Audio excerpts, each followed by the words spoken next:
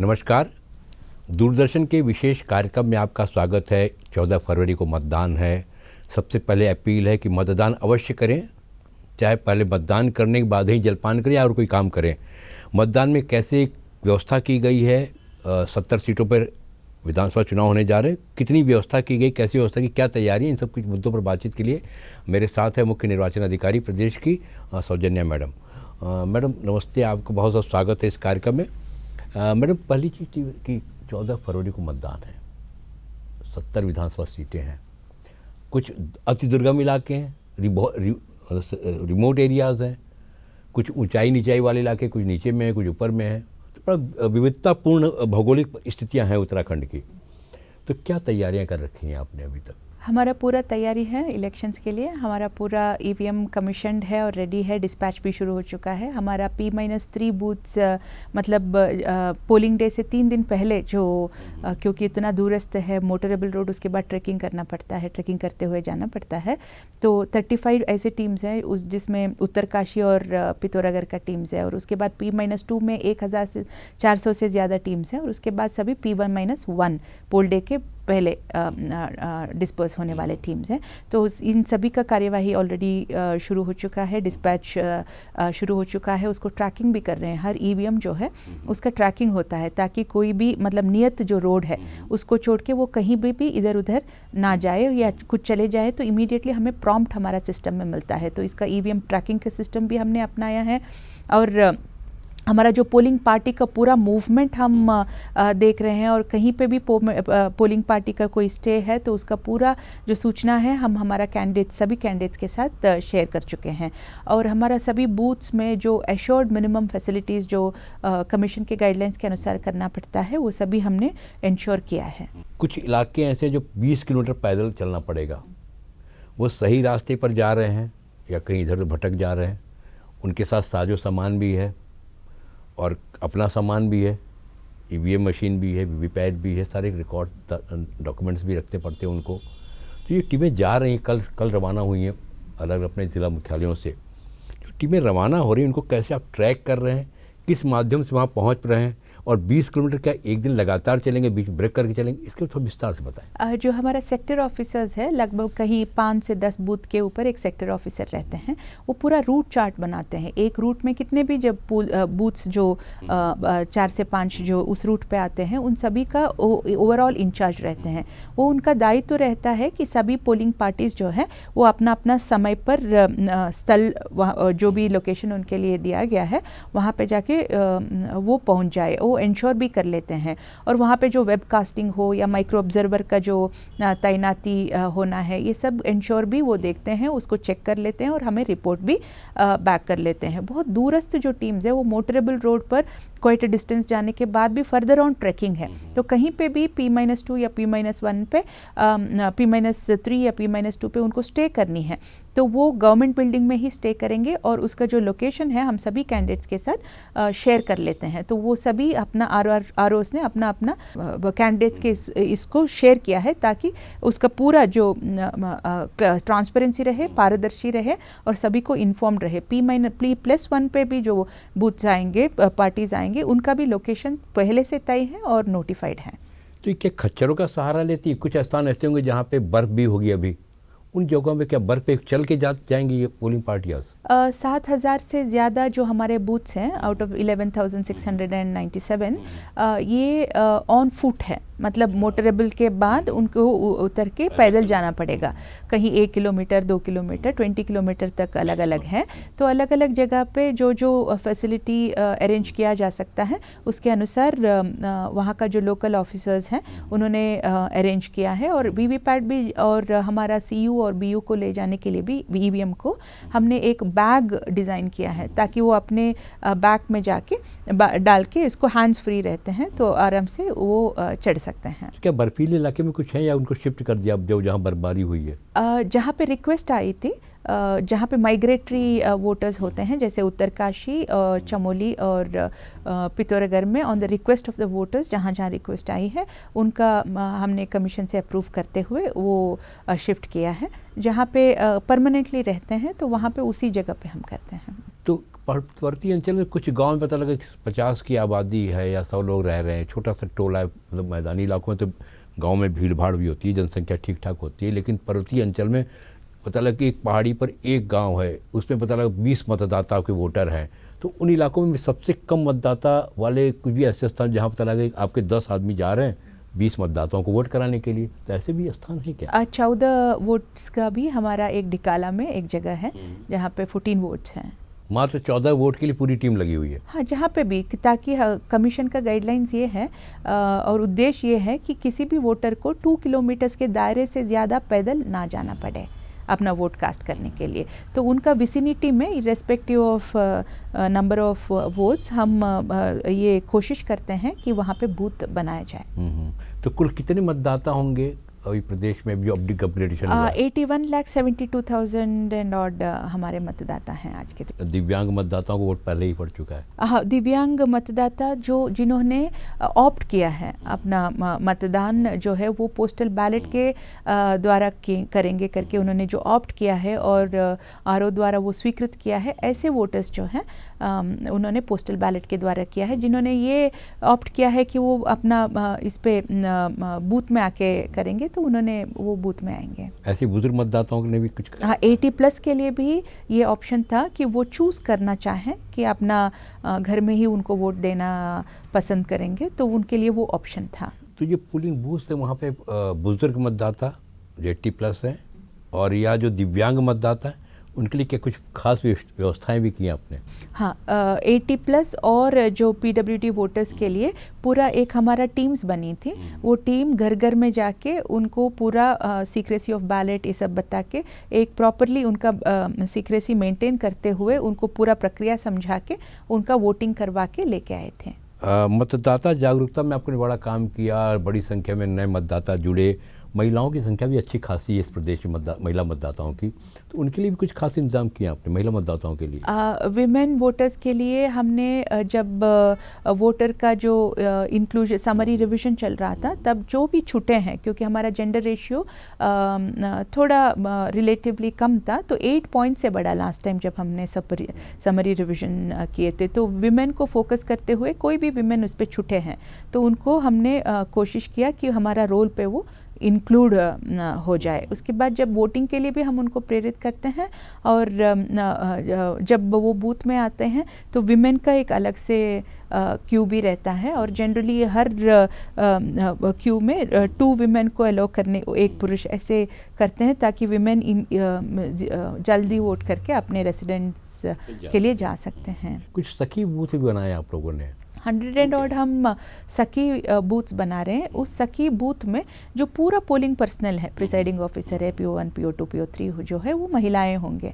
तो ये एक उनके लिए भी एक अच्छी चीज़ है कि वो ये कैपेसिटी रखते हैं कि अपना पूरा जो बूथ का इलेक्शन का पूरा प्रक्रिया वो अपनाएं। और जो वोटिंग के लिए आते हैं उन महिलाओं के लिए भी कभी कभी विमेन वोटर्स नहीं आते हैं ज़्यादा वोटिंग के लिए, तो उनके लिए भी एक एम्पावरमेंट का एक नज़रिया से इसको देखा जा सकता है। मतलब आपके कुछ पोलिंग स्टेशन ऐसे हैं जैसे सखी बूथ आपने नाम दिया है कि उस पोलिंग बूथ का जो पोलिंग मैनेजमेंट है पूरी तरह महिलाओं के हाथ में होगा? हाँ जी, ताकि महिलाएं उसको देख करके उत्साहित हों और वोट करने आए, यही मकसद होगा मेरे ख्याल में। अच्छा, ऐसे दिव्यांगों के लिए भी आपने कर रखा है? पर्सन्स विद डिसेबिलिटीज़ के लिए भी जहाँ पे भी हमें ऐसे ऑफिसर्स मिले और जो इच्छुक भी थे, विलिंगनेस भी उन्होंने दिखाया, तो वो पूरा बूथ जो है वो it will be manned by persons with disabilities, ताकि जो हमारे PWD जो वोटर्स हैं उनको भी ये एक लगे कि वो वोटर्स तो हैं ही, परंतु वो वोटिंग का पूरा प्रक्रिया भी खुद से करेंगे। अच्छा, यहाँ पे दृष्टिबाधित संस्थान भी है, दिव्यांग हैं, दृष्टि दिव्यांग से कर सकते हैं। दृष्टि दिव्यांगों का पिछले वो चुनाव मैंने देखा कि आप लोगों ने बड़ा इंतज़ाम किया था और उनको पोस्टल जो EVM मशीन थी वो ऑडियो सिस्टम से समझ लेते थे, वो किधर मुड़ना है, कहाँ जाना, वो सारा व्यवस्था बना रखी थी आपने। इस बार भी कुछ खास कर रखा है? हाँ, वहाँ पे एक ट्रेडिशनली जो बूथ बनती है वहाँ पे पूरा सुविधा उनके लिए रहता है, क्योंकि मैक्सिमम जो वोटर्स हैं विजुअली चैलेंज्ड होते हैं। तो हम उस इंस्टीट्यूशन का हेल्प इसी के लिए भी लेते हैं कि हमारा जो बैलेट पेपर्स जो छपते हैं जो ब्रेल का बैलेट पेपर, उसमें भी उनका सहायता होता है। और जो हम मैसेजेस देना चाहते हैं कोई भी ब्रेल के इसमें, तो वो भी हम उनका हेल्प लेते हैं और वहाँ पे उस बूथ में भी जो इंतज़ाम करनी है वो किया जाता है। तो एक ढंग से कहा जाए कि कोई वंचित न रह जाए मतदान से, हाँ। इसके लिए आप जो दृष्टिबाधित हैं, दिव्यांग जो, उनके लिए आप ब्रेल लिपि में पोस्टल बैलेट छपवाते हैं कि वो उसको अपने हाथ से ही स्पर्श से ही समझ सके, मतदाताओं उम्मीदवारों का नाम जान लेगा, उसका चुनाव चिन्ह क्या है, किसको वोट मतलब करना वो तो खुद तय करेगा, लेकिन वो जान लेगा ब्रेल लिपि। हाँ, इवन हमारा ईवीएम में भी वो नंबर्स हैं ब्रेल में, ताकि उनको पता रहे कौन सी नंबर पर उनको प्रेस करना है, तो वो बिना किसी से कोई सहायता लिए हुए अपना वोट सीक्रेसी ऑफ वोट को मेंटेन करते हुए कास्ट कर सकते हैं। और सिमिलरली हम व्हील चेयर सब प्रोवाइड कर लेते हैं, जहाँ पे कोई भी बूथ में फिज़िकली हैंडीकैप्ड कोई आते हैं और उसका यूज़ करना चाहते हैं। पहाड़ों में जहाँ पे डोलीज यूज़ किया जाता है, क्योंकि वहाँ पे व्हील चेयर पे कोई अप्रोच नहीं कर पाते हैं, तो ट्रेडिशनली जो यूज़ किया जाता है डोलीज, उनसे भी हम पर्सन्स विद डिसेबिलिटीज़ को सहायता कराते हैं। मैं थोड़ा पीछे लौटूंगा, फिर पर्वत के दुर्गम इलाकों में ही चलना चाहूँगा।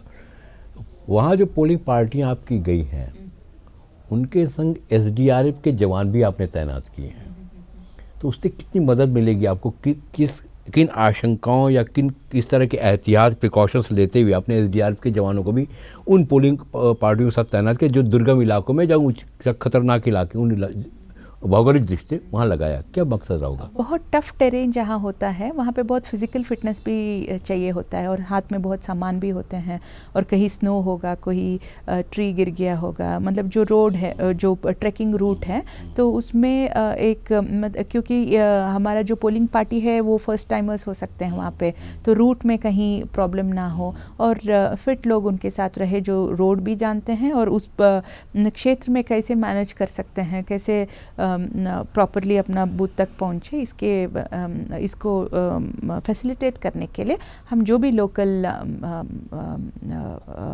वर्क हमारा जो एम्प्लॉयज़ हैं उनका हेल्प ले लेते हैं। तो क्या एसडीआरएफ के जवान इन वोटरों की मदद करें जो मान ली कि वोटर ऐसे हैं जो बेचारे नहीं पहुंच पा रहे हैं, पहाड़ी इलाके में दिक्कत को, मुश्किलों का सामना करना पड़ा, उनको भी हेल्प करेंगे मतदान में?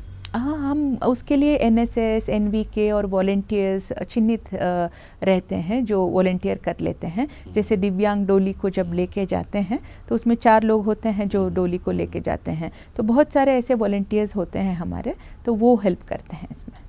मतलब आपकी राष्ट्रीय सेवा योजना कार्यक्रम जो है, एनएसएस है, एनसीसी है और बहुत सारे जो एनजीओज़ हैं, उन सब की मदद से आप मतदाताओं को सहयोग भी करती हैं ताकि वोट दे सकें वो, यही जी। अब ये सवाल उठता है कि ये तो पहाड़ की बात हो गई, मैदान की बात की जाए, मैदान में दूसरे रंग की चुनौतियाँ हैं। यहाँ पता लगा कि पीसफुल पोलिंग हो और शांति भंग न हो, बट कुछ हाइपर सेंसिटिव हैं, कुछ सेंसिटिव हैं, कड़ा मुकाबला है चुनाव में, तो उत्तेजना या शांति भंग की आशंका भी कहीं कहीं बनी रहती है। उसके लिए क्या कर रखा आपने? हमारा पूरा जो CAPF सिक्योरिटी डिप्लॉयमेंट प्लान है वो ऑलरेडी लागू है। उस सिक्योरिटी डिप्लॉयमेंट प्लान में जो हमें बाहर से जो CAPF का कंपनियां मिलते हैं, होम गार्ड्स हैं, PRDs हैं और कांस्टेबल्स हैं, सो सभी का डिप्लॉयमेंट एक प्लान बनती है। और जो हमारा CRPF बाहर से आता है तो उनका फ्लैग मार्चेस होते हैं और एरिया डोमिनेशन होता है। कहीं पे भी आपका जो एरियाज़ है वल्नरेबल है, सेंसिटिव है, तो वहाँ पे फर्दर उनका डेमोन्स्ट्रेशंस होते हैं कि ताकि कोई ना डरे और धैर्य से अपना वोट मतलब निर्भीक होकर निष्पक्षता के साथ मतदान करें। बट प्रलोभन को रोकने के लिए आपने काफ़ी उपाय किए कि मतदाताओं को प्रलोभन देकर वोट न कराए।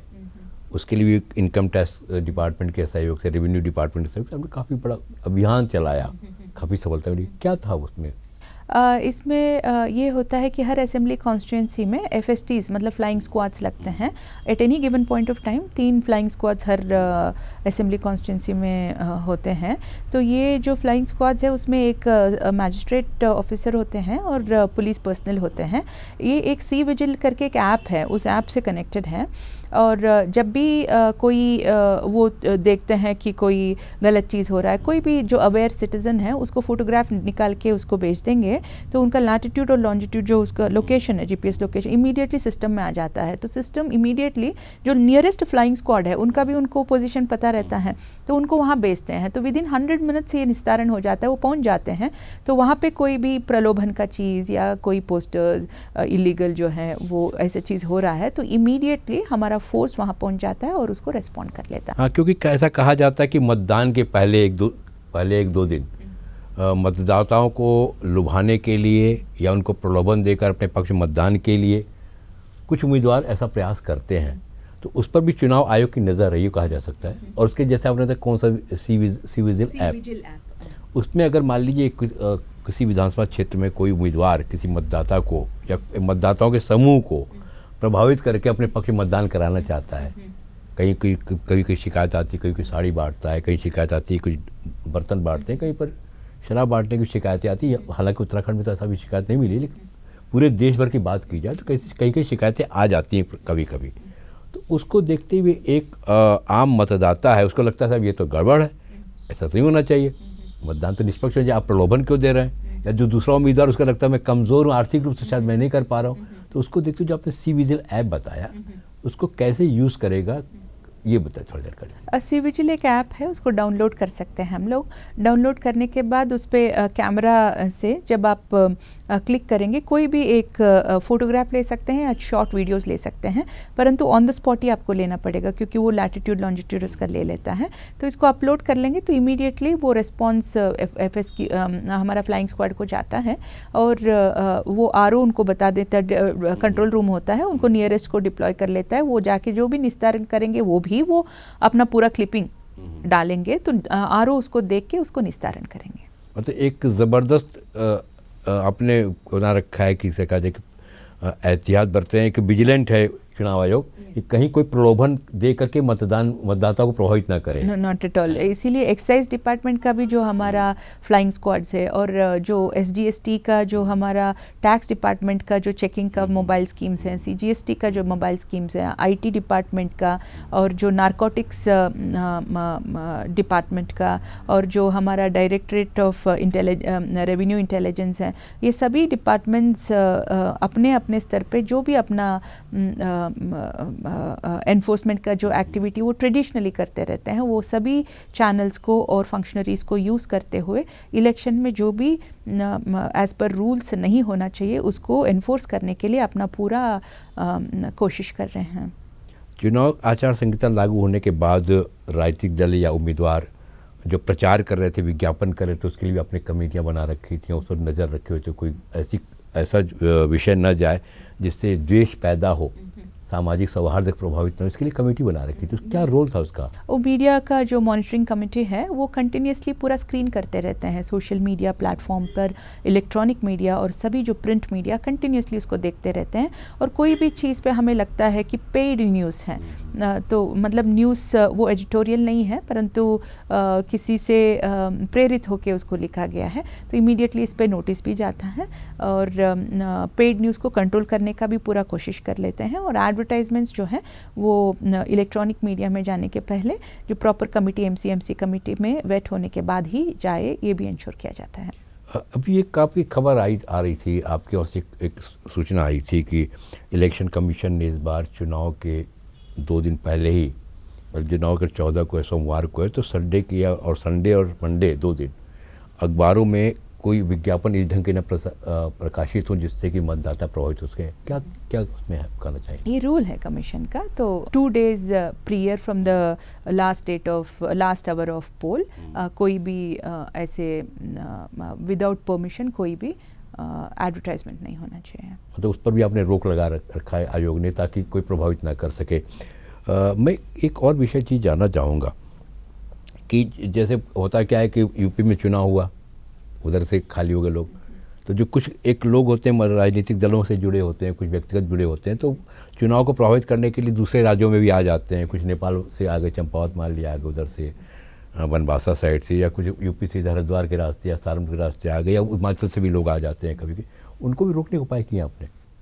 जो हमारे बहुत सारे नाके लगते हैं और इंटरस्टेट बॉर्डर का और इंटरनेशनल बॉर्डर्स का भी जो बॉर्डर सीलिंग होता है P-3 पोल डे के 3 दिन पहले वो बॉर्डर सीलिंग्स होते हैं, तो ये किया गया है। और जो हमारा स्टेट के साथ जो बॉर्डर लगती है जैसे यूपी, हिमाचल, हरियाणा, ये सब बॉर्डरिंग स्टेट्स के साथ हमारा एक दूसरे से के साथ मीटिंग्स होते हैं और कौन सी पॉइंट्स है जिस पर हमें कवर करनी है और बॉर्डर सीलिंग का भी काम होती है। अच्छा, कोरोना एक बड़ी चुनौती थी इस चुनाव में। चुनाव प्रचार कुछ प्रतिबंधों के साथ चुनाव प्रचार किया गया। पहले तो वर्चुअली सारा कुछ चला, फिर थोड़े रियायत केसेस कम आए तो कुछ ढील दिया आप लोगों ने। अब जो मतदान होगा तो कोरोना पूरी तरह गया नहीं है, उसका संक्रमण तो अभी है ही है, केसेस कम हो गए, जाहिर सी बात है। तो उसको देखते हुए, कोरोना संक्रमण को देखते हुए निर्वाचन आयोग ने मतदान की क्या व्यवस्थाएं की हैं, किस ढंग से बदलाव किया?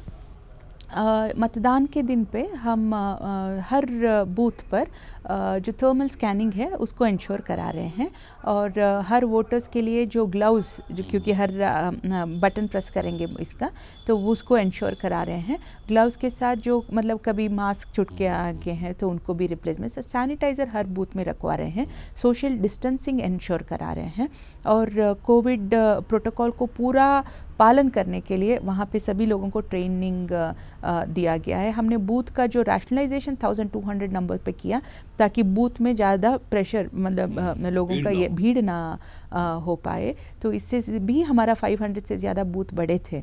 तो ये बहुत सारे मेजर्स इलेक्शन कमीशन द्वारा लिए गए जिसके द्वारा जो कोविड को सक्षम तरीके से काउंटर कर पाए। हमारा ट्रेनिंग, जो हमारा वर्कफोर्स है उनका ट्रेनिंग भी स्टैगर्ड तरीके से किया गया, अलग अलग टाइम स्लॉट्स दिए गए। इवन हमारा जो डिस्पैच सेंटर है उसमें भी अलग अलग टाइम पे छोटे छोटे ग्रुप में ट्रेनिंग्स हुए।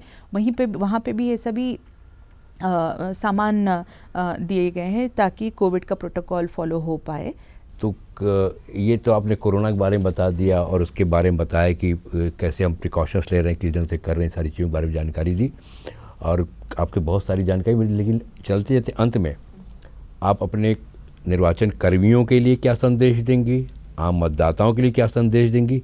क्योंकि आप महिला हैं, महिला सशक्तिकरण की दिशा में काम भी किया आपने, तो महिलाओं के लिए क्या संदेश देंगी?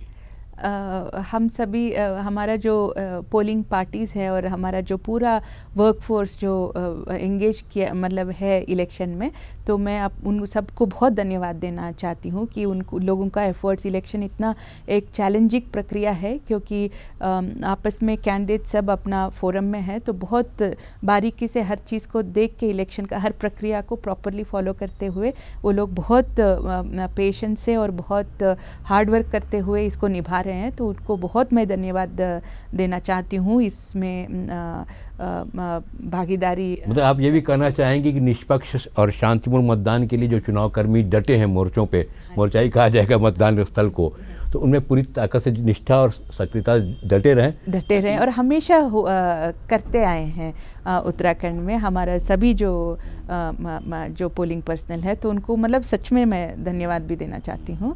और हमारा सभी मतदाताओं को मैं निवेदन करना चाहती हूँ, for a very vibrant democracy it is very important कि हम सभी लोग हमारा वोटिंग जो राइट है उसको एक्सरसाइज करें। कोई भी पॉलिसीज़ है, कोई भी नियम कानून है, जो वही उन्हीं लोगों से बनती है जो हम इलेक्टेड रिप्रेजेंटेटिव चुनते हैं, तो हमें ज़रूर इसमें अपना भागीदारी दिखाना चाहिए। ये हमारा कर्तव्य भी है, ये हमारा राइट भी है। तो सभी से निवेदन करना चाहती हूँ कि अपना राइट ज़रूर आप यूज़ करें। मैडम, एक मेरी खुद की जिज्ञासा व्यक्तिगत भी, मान ली कि मैं वोटर हूँ तो क्या प्रक्रिया अपनानी चाहिए मुझे? कैसे मैं ऑनलाइन देखूँ अपना वोटर लिस्ट नाम, फिर किसका कौन सा कार्ड लूँ, फिर वोट करने कैसे जाऊँ? थोड़ा मुझे इसके बारे में संक्षेप। वोटर हेल्पलाइन में आप जा सकते हैं, अपना एपिक कार्ड का जो नंबर है ना वो भी डालें तो पूरा आपका डिटेल्स आ जाएगा। बट आपको घर पे भी जो वोटर्स उत्तराखंड के हैं उनको वोटर इन्फॉर्मेशन स्लिप जो है वो बांटा गया है, जिसमें वो क्लियरली इंडिकेटेड होगा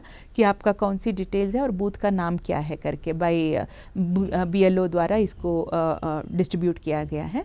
और सीओ उत्तराखंड के साइट पे भी जाके हमारा पूरा रोल ऑनलाइन है, कोई उसको देखना चाहे। बट स्पेशली वोटर हेल्पलाइन जो ऐप है और 1950 ये हमारा नंबर है। कोई भी कंप्लेंट है इलेक्शन के दिन पे, उसके 1950 पे वो कॉल कर सकते हैं और अपना कंप्लेंट दे सकते हैं, या कोई उनको जानकारी लेना है, फीडबैक देना है तो वो भी कर सकते हैं। हाँ, क्योंकि मतदान के दिन आमतौर पर ऐसा होता है, क्योंकि मैं मतदान 14 फरवरी को है, तो मतदान के दिन कभी कोई ऐसा होता है मतदाता जो है उसका नाम वोटर लिस्ट में नहीं है, पता लगा वोट उसका नाम किसी और बूथ पर है। एक ही पोलिंग स्टेशन कई सारे चूँकि पोलिंग बूथ होते हैं तो उसका दूसरे पोलिंग बूथ पे, तो वो नाराज़गी जाहिर करता है, फिर विवाद की स्थिति पैदा होती है। तो उसके लिए क्या करना चाहिए उसको?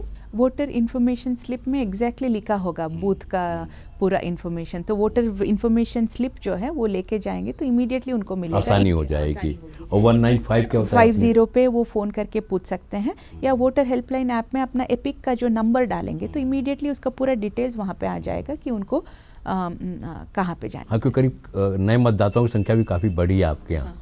तो जो पुराने मतदाता वो तो जानते हैं कैसे मतदान करना है, जो नए यूथ मतदाता उनके लिए बहुत सारे अवेयरनेस कैंप्स हमने कराए थे बिफोर अनाउंसमेंट ऑफ इलेक्शंस जो है, जो हमारा वीवीपैट और ईवीएम का अवेयरनेस के लिए जो व्हीकल जो उसमें पूरा वीडियोस था, और कहीं हमने आरओ हेडक्वार्टर्स में सब डेमोन्स्ट्रेशन के लिए भी ईवीएम्स लगाए थे।